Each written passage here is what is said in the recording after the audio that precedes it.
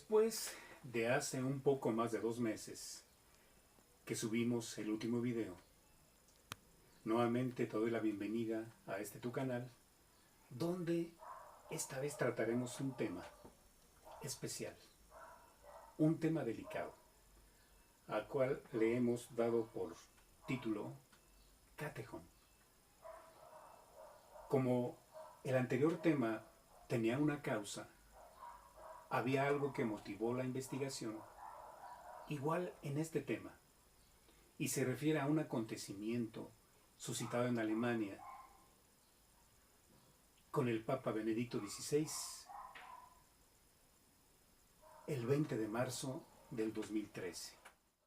Aquella ocasión lo recibieron las autoridades del gobierno alemán y una cantidad aproximada de 17 obispos y cardenales. El Papa camina con su mano extendida, saludando primero a las autoridades gubernamentales y enseguida, prosiguiendo con su mano extendida, a los obispos y cardenales alemanes, de los cuales tan solo 4 o 5 le saludan. Es decir, no le saludan 12 de 17.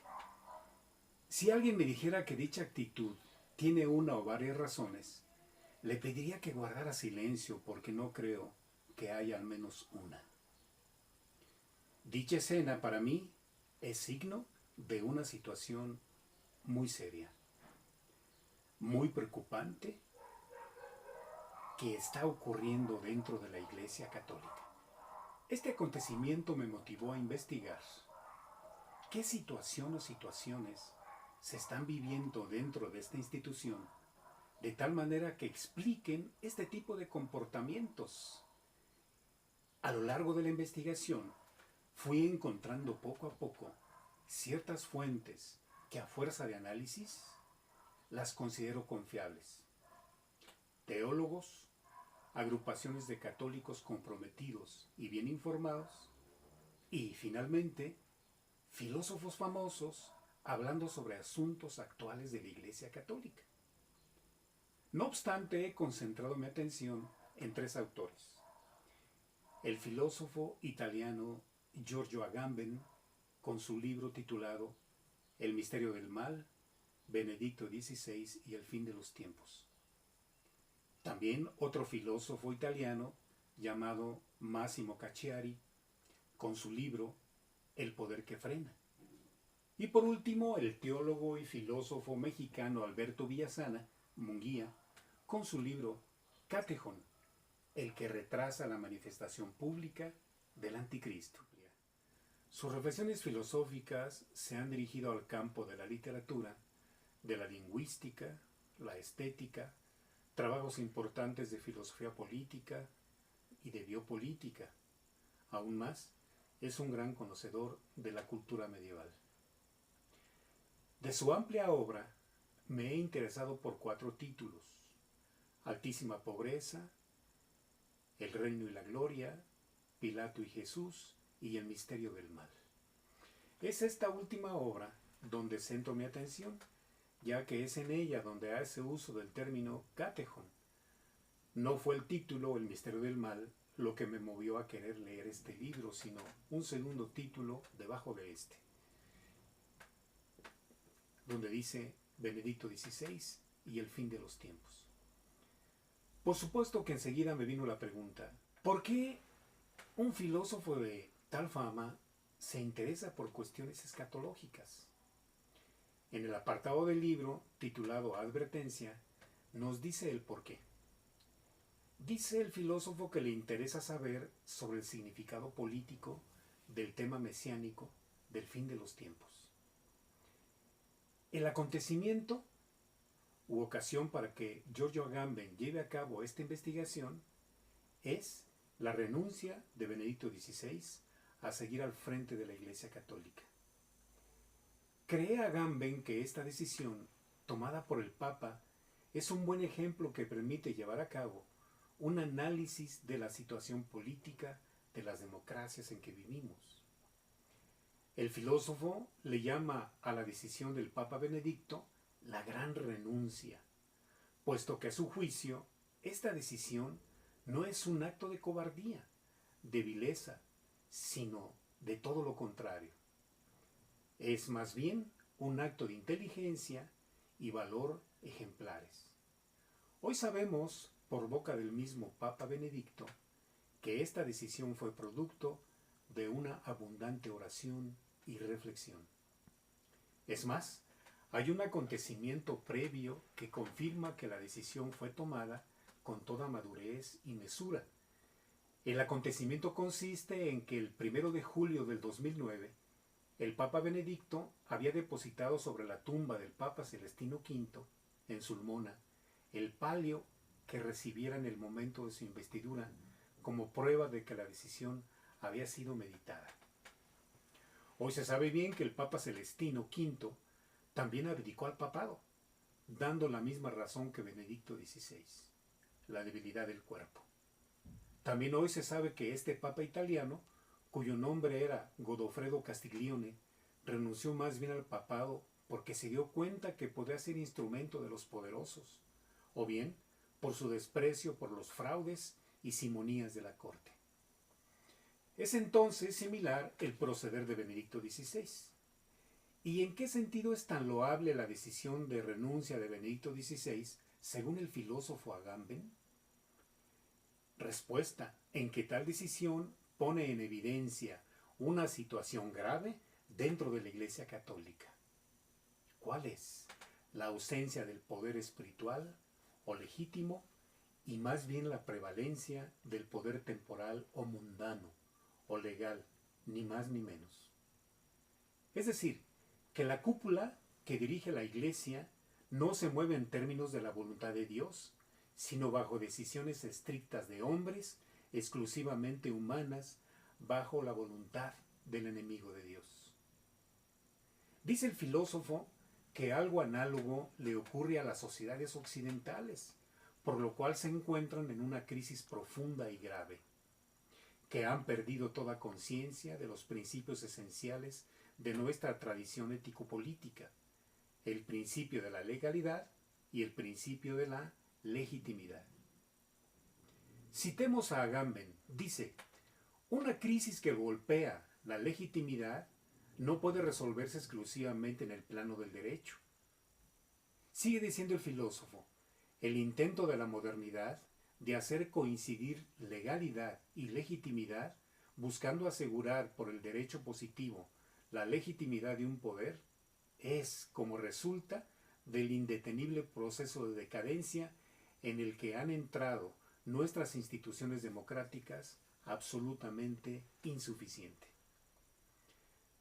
Y bien, ¿qué opinión tiene el filósofo italiano de esta decisión tomada por el Papa Benedicto XVI? Escuchemos nuevamente palabras textuales del filósofo italiano Agamben.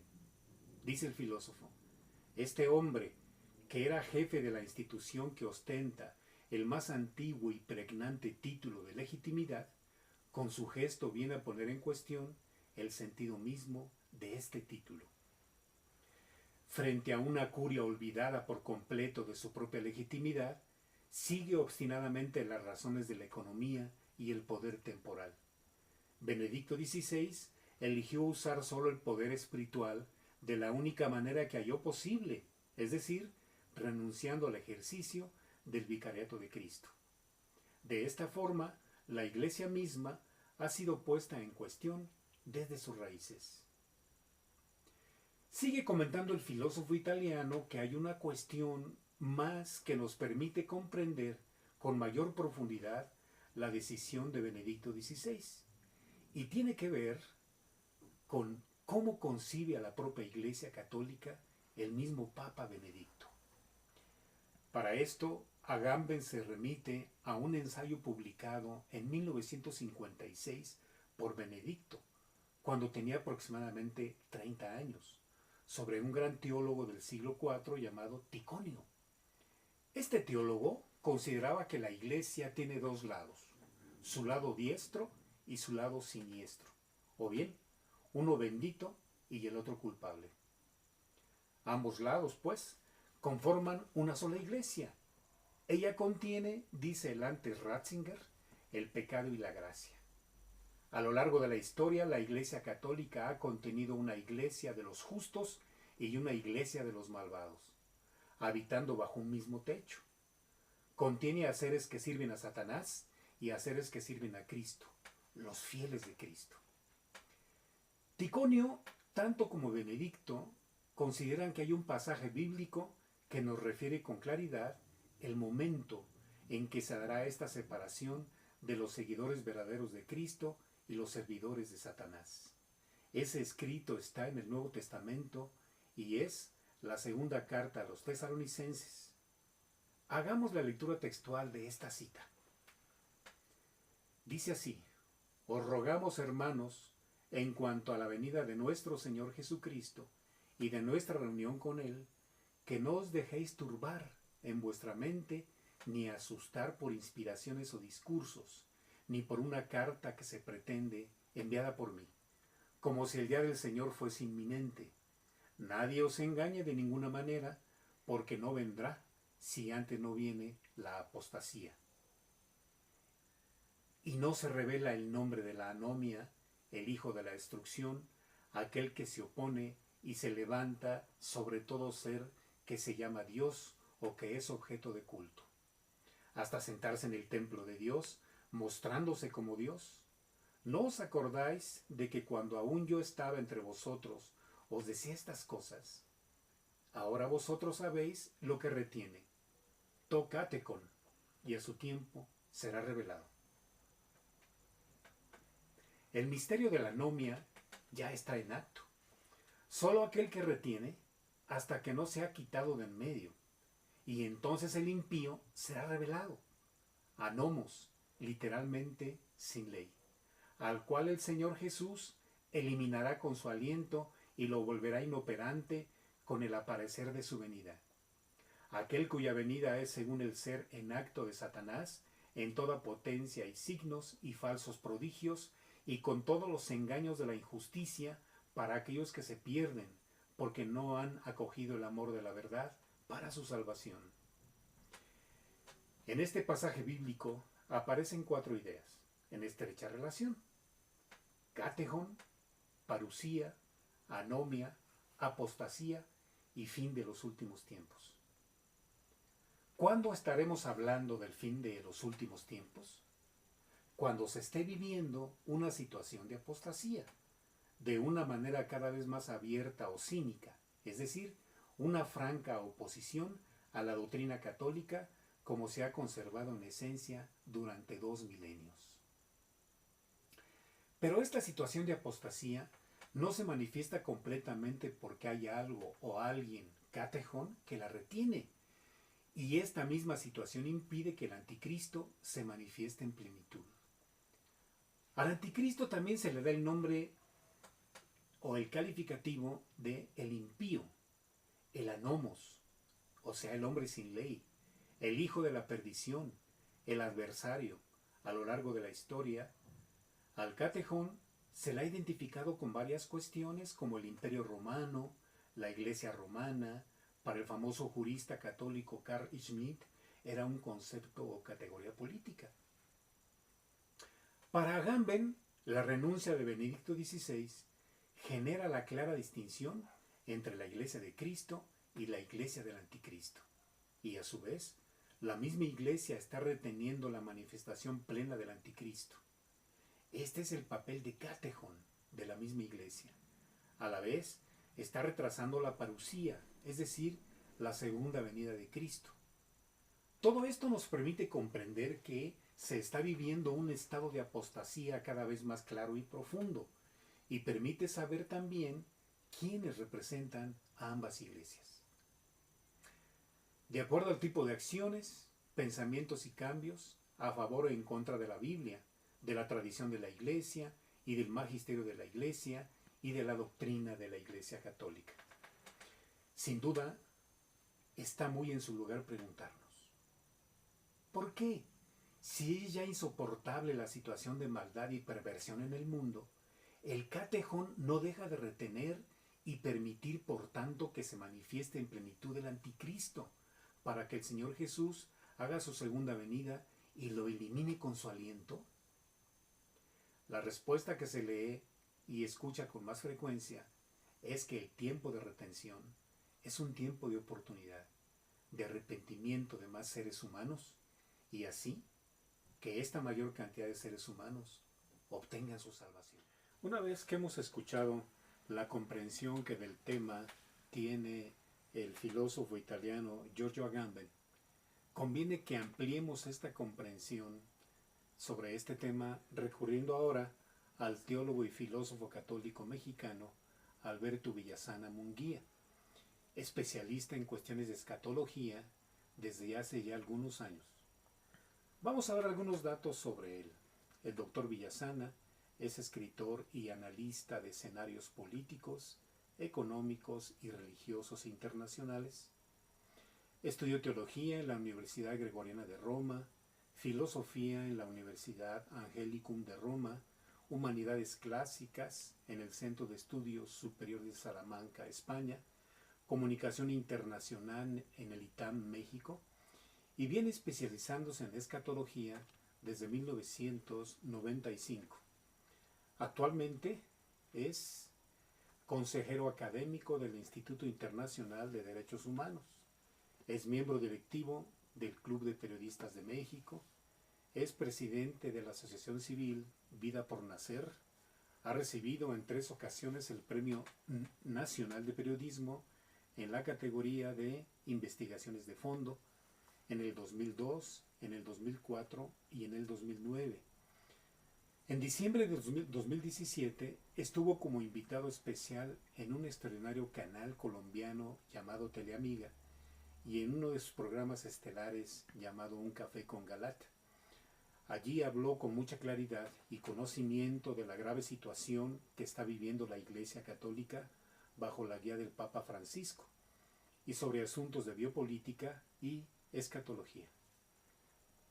De sus 15 libros publicados, hemos considerado aquel que justamente lleva por título la palabra catechon, el que retiene la manifestación pública del anticristo. Ya el filósofo italiano Giorgio Agamben nos comentaba que la palabra catechon se encuentra en la Biblia, en el Nuevo Testamento, en la segunda carta a los Tesalonicenses, capítulo 2, y es traducida dicha palabra como lo que retiene o aquel que retiene.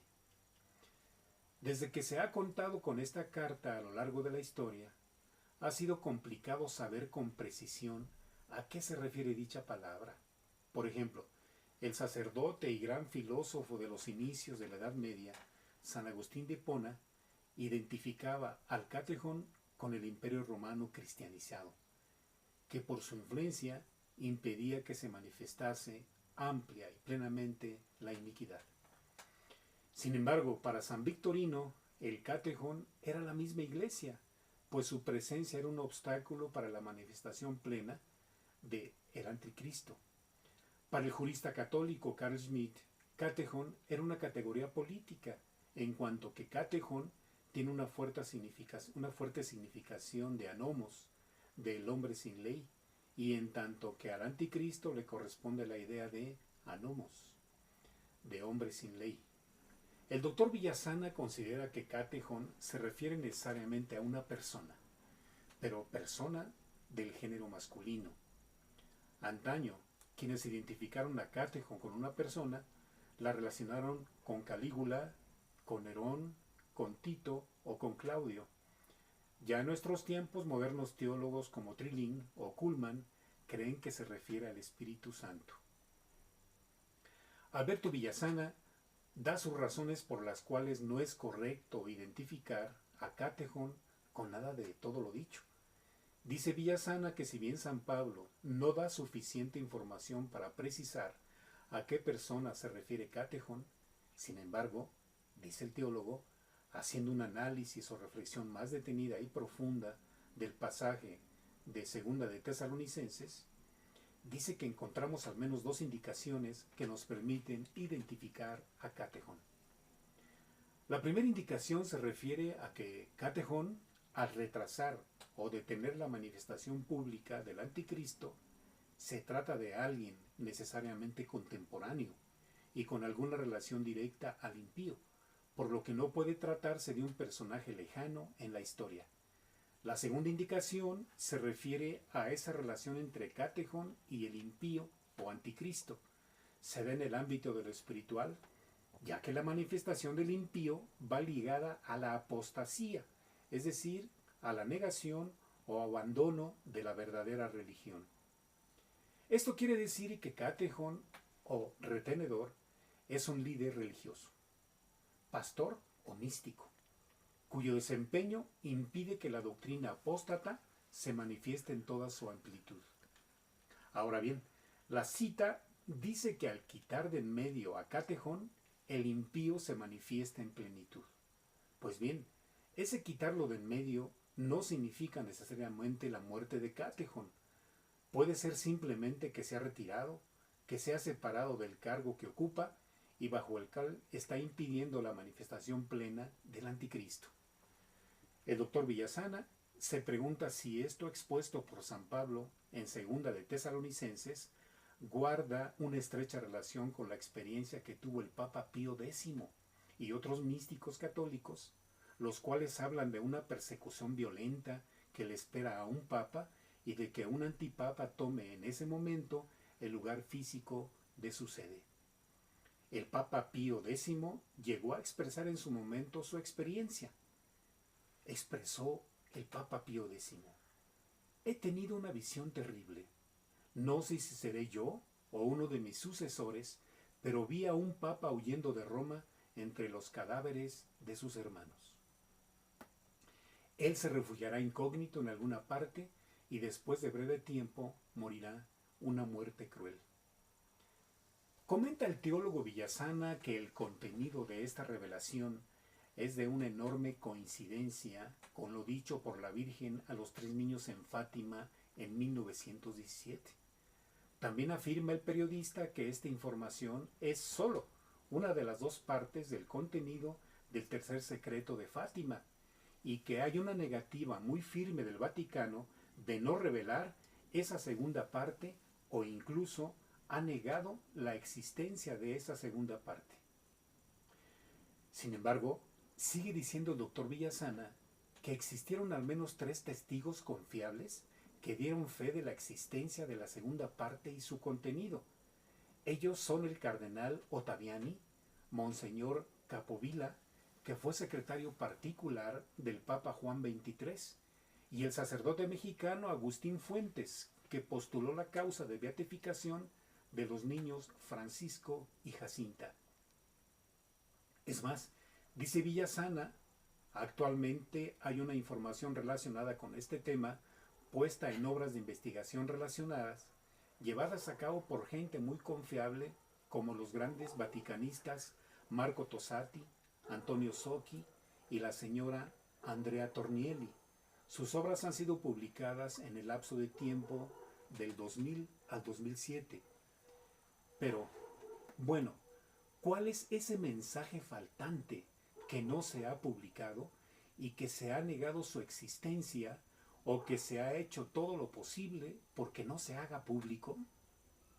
Expresa el doctor Villasana que el mensaje de la segunda parte del tercer secreto de Fátima se refiere a, y lo digo despacio, una prueba máxima para la Iglesia Católica y para Occidente en la que se dará una grave oposición de cardenales contra cardenales, obispos contra obispos, laicos contra laicos, fruto de un cisma en el que un papa legítimo tendrá que huir y refugiarse, mientras que un antipapa se encargará de liderar la nueva iglesia, entre comillas, y difundir la apostasía desde la misma sede de Roma. Refiriéndose a este mismo asunto, el cardenal Luigi Chiappi, que fue el teólogo personal de Juan Pablo II, expresó que el tercer secreto se refiere a que la pérdida de la fe en la Iglesia, es decir, la apostasía, saldrá de la cúspide de la Iglesia, es decir, desde el mismo Papa. De igual manera, un muy respetado y reconocido experto del tema de Fátima, el padre Paul Kramer, ha dicho: el antipapa y sus colaboradores apóstatas serán, como dijo la hermana Lucía, partidarios del demonio, los que trabajan para el mal sin tener miedo de nada. Las siguientes palabras textuales que voy a expresar del doctor Villasana aún me tienen sorprendido, ya que su libro titulado Catejón, de donde es extraída casi toda esta información, fue publicado en el año 2008. Veamos lo que dice el doctor Villasana. La gravedad de este cisma es que el contenido será eminentemente doctrinal. Puede ser que su génesis sea de poder, como una opresión sobre el Papa legítimo para renunciar, o fingiendo su entierro cuando en realidad pudo huir de Roma. Pero lo grave será la oposición entre la nueva iglesia y la iglesia de la tradición, la iglesia adaptada al mundo y la iglesia fiel. Igual de sorprendentes son, relacionadas también con este asunto, las palabras de la religiosa beata Ana Catalina Emmerich, de la cual tenemos una considerable obra escrita inspirada por Dios. Expresó la religiosa agustina lo siguiente: vi una fuerte oposición entre dos papas y vi cuán funestas serán las consecuencias de la falsa iglesia, y vi que la iglesia de Pedro será socavada por el plan de una secta. Cuando esté cerca el reino del anticristo, aparecerá una religión falsa que estará contra la unidad de Dios y de su iglesia. Esto causará el cisma más grande que haya visto el mundo. Cabe que nos preguntemos, ¿habrá algo que esté ocurriendo en estos momentos que nos haga pensar que todo lo dicho, o gran parte de ello, esté ocurriendo? El doctor Villasana afirma: la apostasía ya está en curso. La iglesia ha sido infiltrada por la masonería iluminista satánica para destruirla desde dentro, con un cristianismo adaptado al mundo, y que altos eclesiásticos de ese grupo llegaron a la monstruosidad de asesinar al Papa Juan Pablo I el 28 de septiembre de 1978 y de atentar en diversas ocasiones contra la vida del Papa Juan Pablo II. Es altamente probable que el catejón, que debe ser removido para que se manifieste plenamente el anticristo, vaya a ser un papa, uno que no comulga con los propósitos de ese grupo y que por lo mismo les estorba. Sigue diciendo el teólogo: dicho círculo promoverá en la sede de Pedro a un papa que aceptará el matrimonio de los sacerdotes, la anticoncepción, la unión de homosexuales, el sacerdocio de la mujer, la autoridad colegiada de los obispos y la espiritualidad New Age, etcétera, etcétera. La mayoría de los católicos se alegrará de que finalmente ha llegado un papa que entiende la modernidad y es capaz de adaptar la iglesia al mundo. Asimismo, ocurrirá que los fieles que se mantengan bajo la tradición de la iglesia, esta como ha sido desde hace 2000 años, y predicada por Juan Pablo II y Benedicto XVI, estos creyentes serán ridiculizados y perseguidos. Continuó el filósofo y teólogo laico mexicano diciendo: lo más grave de todo es que tal situación vaya a ser propiciada por altos jerarcas de la iglesia que operan en la dirección del enemigo y que la favorecen precisamente para sentar en el trono de Pedro a un impostor que fácilmente pueda desviar a los fieles hacia la aceptación de sus modernas enseñanzas. Esa es precisamente la llamada abominación desoladora, predicha por el profeta Daniel, por San Juan y por San Pablo. También el cardenal Luigi Chiappi llegó a afirmar: la pérdida de la fe en la iglesia, es decir, la apostasía, saldrá de la cúspide de la iglesia.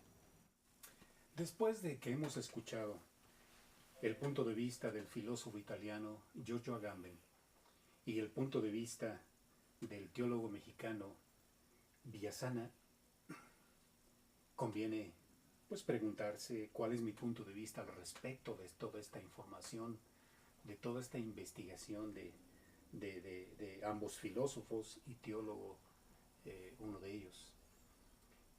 Quiero decirles que mi punto de vista es ampliamente coincidente con las ideas de dos personajes especiales. Uno de ellos es un filósofo argentino, teólogo, historiador, que es el doctor Antonio Caponetto. Y el otro personaje es el teólogo sacerdote de la orden franciscana, creo que radicado aún en Estados Unidos, Tomás G. Weinandy. Entonces, lo que quiero es hacer algún comentario con respecto del doctor Antonio Caponetto y alguna idea como ejemplo de su pensamiento, y leer una carta muy importante que en algún momento el sacerdote franciscano Tomás G. Weinandy mandó al Papa Francisco. Digamos algo con respecto del doctor Antonio Caponetto. El doctor Antonio Caponetto es un ferviente católico de sana doctrina y eminente intelectual y catedrático cuyas investigaciones se mueven en campos como la teología, la filosofía y la historia. Son dos libros, según mi punto de vista, los que todo católico y no católico, creyente o no creyente, debería de leer, pues contienen una verídica y extraordinaria información sobre la labor de Mario Bergoglio en su función de sacerdote, obispo y cardenal de Buenos Aires, previos al papado, y que nos permiten en gran manera comprender el hacer y el pensar de quien hoy funge como Papa Francisco. Los libros son La Iglesia traicionada y No lo conozco, del iscariotismo a la apostasía. Voy tan solo a hacer una referencia a dos ideas contenidas en el libro No lo conozco, del iscariotismo a la apostasía. Cito: el 11 de octubre del 2012, la Universidad Católica Argentina, presidida por el cardenal Bergoglio, le confirió el doctorado honoris causa al rabino Abraham Skorka, amigo personal de Bergoglio, a quien ya visitó y abrazó afectuosamente en Roma una vez convertido en Papa Francisco. A la hora de agradecer el doctorado, Skorka, quien también en su momento justificó la legalización de las uniones sodomitas, agravió de diversos modos sutiles a la Iglesia Católica y negó que Cristo fuera el Mesías. Todo sucedió con la anuencia, la promoción y el aplauso del cardenal Bergoglio. Cito otra parte. En efecto, el cardenal Bergoglio, devenido ya el pontífice Francisco, es un hombre que conspira contra la verdad, y lo hace de los 4 modos posibles comunes: por vía de la mentira, por vía del error, de la confusión y de la ignorancia. Quiero compartirles esta carta del sacerdote franciscano y enorme teólogo católico Tomás G. Weinandy, que le mandó precisamente al Papa Francisco en el 2017, en julio del 2017. Tomás Weinandy es uno de los teólogos más conocidos. Vive en Washington, en el Seminario de los Capuchinos, la orden franciscana a la que pertenece. Es miembro de la Comisión Teológica Internacional, la comisión que Pablo VI puso al lado de la Congregación para la Doctrina de la Fe, para que pudiera valerse de los mejores teólogos de todo el mundo. Es miembro de esta comisión desde el 2014, lo que significa que fue nombrado por el Papa Francisco. Ese pasado mes de mayo de 2017, mientras estaba en Roma, dice él, para una sesión de la comisión, surgió en él la idea de escribir a Francisco una carta abierta para confiar la inquietud, no solo suya, sino de muchos creyentes, por el creciente caos que hay en la Iglesia, que considera causado en buena parte por el propio Papa. Dice que rezó mucho en la tumba de Pedro. Le pidió a Jesús que le ayudara a decidir si escribir o no la carta y que le diera una señal.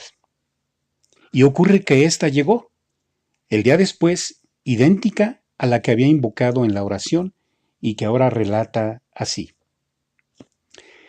Al haber sido confortado por el cielo, el padre Guenandi decidió escribir la carta. A mediados del verano pasado se la envió al Papa Francisco y hoy, fiesta de todos los santos, la hace pública en el portal estadounidense de información religiosa Crux e inmediatamente después en Roma, en 4 idiomas, en Séptimo Cielo. La carta, el contenido es el siguiente. Dice el padre Guenandi: escribo esta carta con amor por la Iglesia y sincero respeto hacia su ministerio. Usted es el vicario de Cristo en la tierra, el pastor de su grey, el sucesor de San Pedro y, por lo tanto, la roca sobre la que Cristo construirá su Iglesia. Todos los católicos, clero y laicos por igual, deben dirigirse a usted con lealtad filial y obediencia fundamentadas en la verdad. La Iglesia se dirige a usted con espíritu de fe, con la esperanza que usted la guíe con amor. Sin embargo, santidad, su pontificado parece estar marcado por una confusión crónica. La luz de la fe, la esperanza y el amor no está ausente. Pero demasiado a menudo está oscurecida por la ambigüedad de sus palabras y acciones. Esto hace que entre los fieles haya una cada vez mayor inquietud, comprometiendo su capacidad de amor, alegría y paz. Permítame poner unos ejemplos. El primer ejemplo atañe a la disputa en relación al capítulo 8 de Amoris Laetitia. No necesito compartir mis propias preocupaciones acerca de su contenido. Otros, no solo teólogos, sino también cardenales y obispos, ya lo han hecho. La preocupación principal es su manera de enseñar. En Amoris Laetitia, su guía a veces parece ser intencionalmente ambigua, invitando tanto a una interpretación tradicional de la enseñanza católica sobre el matrimonio y el divorcio, como a una interpretación que parece conllevar un cambio en la enseñanza. Como usted mismo, con gran sabiduría, observa, los pastores deben acompañar y animar a las personas que se encuentran en matrimonios irregulares. Pero la ambigüedad persiste con respecto al significado real de ese acompañamiento. Enseñar con una tal falta de claridad puede inevitablemente llevar a pecar contra el Espíritu Santo, el Espíritu de la verdad. El Espíritu Santo es entregado a la Iglesia y sobre todo a usted para disipar el error, no para fomentarlo. Además, solo donde hay verdad puede haber verdadero amor, porque la verdad es la luz que libera a las mujeres y a los hombres de la ceguera del pecado, una oscuridad que mata la vida del alma. Sin embargo, usted parece censurar e incluso mofarse de quienes interpretan el capítulo 8 de Amoris Laetitia según la tradición de la Iglesia, tachándolos de fariseos, apedreadores, representantes de un rigorismo inmisericordia. Esta clase de calumnia es ajena a la naturaleza del ministerio petrino. Parece que algunos de sus consejeros se dedican, lamentablemente, a este tipo de acciones. Dicho comportamiento da la impresión que sus puntos de vista no puedan sobrevivir a un escrutinio teológico, por lo que deben ser sostenidos mediante argumentos ad hominem, es decir, mediante ofensas. Segundo, demasiado a menudo sus formas parecen menospreciar la importancia de la doctrina de la Iglesia. Una y otra vez usted retrata la doctrina como algo muerto, algo útil solo para ratones de biblioteca, que está lejos de las preocupaciones pastorales de la vida diaria. Quienes le critican han sido acusados, y son palabras suyas, de hacer de la doctrina una ideología. Pero es precisamente la doctrina cristiana, incluyendo las sutiles distinciones relacionadas con creencias fundamentales como la naturaleza trinitaria de Dios, la naturaleza y la finalidad de la Iglesia, la encarnación, la redención, los sacramentos, lo que libera al hombre de las ideologías mundanas y le garantiza que está predicando y enseñando el Evangelio verdadero, dador de la vida.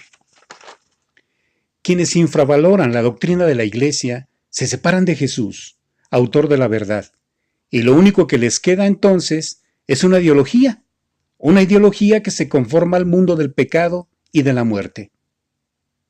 Tercero, los fieles católicos están desconcertados por su elección de algunos obispos, hombres que no solo están abiertos a quienes tienen puntos de vista contrarios a la fe cristiana, sino que también los apoyan e incluso los defienden, lo que escandaliza a los creyentes e incluso a algunos hermanos obispos. No es solo el hecho que usted nombre a estos hombres como pastores de la Iglesia, sino que permanezca callado ante su enseñanza y práctica pastoral, debilitando así el celo de muchos hombres y mujeres que han defendido la auténtica enseñanza católica durante mucho tiempo, a veces arriesgando su propia reputación y bienestar. El resultado, muchos fieles, ejemplo del sensus fidelum, están perdiendo la confianza en su pastor supremo. Cuarto, la Iglesia es un cuerpo místico de Cristo, y el Señor le ha encargado a usted promover y fortalecer su unidad, pero sus acciones y palabras parecen dedicarse demasiado a menudo a hacer lo opuesto. Alentar una forma de sinodalidad que permite y fomenta varias opciones doctrinales y morales dentro de la Iglesia solo puede llevar a una mayor confusión teológica y pastoral. Dicha sinodalidad es insensata y, en práctica, contraria a la unidad colegial de los obispos. Santo Padre, todo esto me lleva a la última preocupación. Usted a menudo ha hablado acerca de la necesidad de que haya transparencia dentro de la Iglesia, exhortando frecuentemente, sobre todo en los dos últimos sínodos, a que todos, especialmente los obispos, hablen francamente y sin miedo a lo que pudiera pensar el Papa. Pero, ¿se ha dado usted cuenta que la mayoría de los obispos del mundo están sorprendentemente silenciosos? ¿Por qué?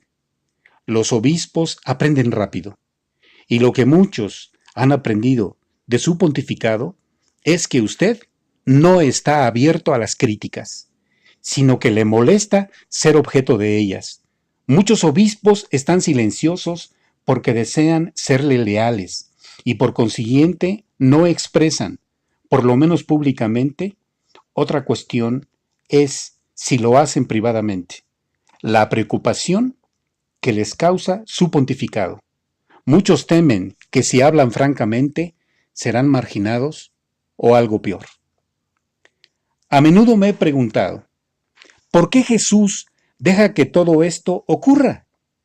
La única respuesta que consigo darme es que Jesús quiere manifestar cuán débil es la fe de muchas personas que están dentro de la Iglesia, incluso de muchos, demasiados obispos. Irónicamente, su pontificado le ha dado a quienes tienen un punto de vista pastoral y teológico perjudicial la licencia y la confianza para salir a la luz y exponer su maldad, que antes estaba oculta. Reconociendo esta maldad, la Iglesia humildemente necesitará renovarse de nuevo y así seguir creciendo en santidad. Santo Padre, rezo constantemente por usted y lo seguiré haciendo. Que el Espíritu Santo le guíe hacia la luz de la verdad y de la vida de amor, para que pueda dispersar la maldad que, en estos momentos, está ocultando la belleza de la Iglesia de Jesús. Sinceramente en Cristo, Thomas G. Wenandi.